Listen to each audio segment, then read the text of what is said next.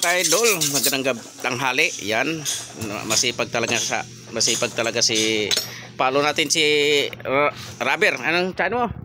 Rubber bushing fabrication reply gawa po sa gulong. Okay, yan. Anong gagawin mo? Ito po ay shock bushing ng deflector po ng shock ng Robin. Yan. Medyo iba pala siya mga guys, no? May umbok siya, may umbok. So hindi natin ipipilit ito na gawan sa baba kasi may tendency na dumulas lang siya. Ang gagawin po natin, total medyo manipis lang naman.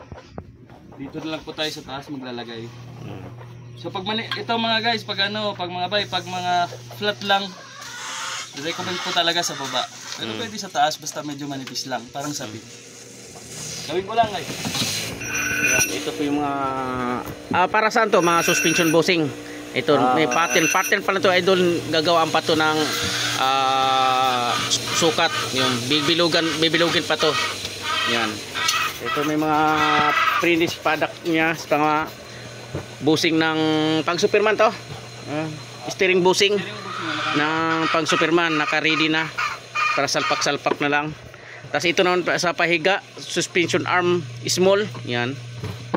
Pwede rin yan sa transmission, leaf spring. Tapos ito yung tawag ng Superman, Batman. Yan, ito yung tinatawag Batman suspension bushing. Yan, ito naman suspension arm bushing pang Superman. Yan. Yan. Ito naman sa rear. Yan, Batman, Superman, yan. Yan ito. Yan mga rear. Kanya-kanya sukat kasi yan, idol. Dami siya. Dito naman yung pang kanan. Dami siya mga stock, idol. Ito pang kanan naman to, bushing. Yan, susukat pa yan. Yun, daming stock. Dito lang po dito po makikita sa 25 Tabi Street, Turatang Valenzuela. Linggo ngayon guys, linggo. Alas 2. Mayroon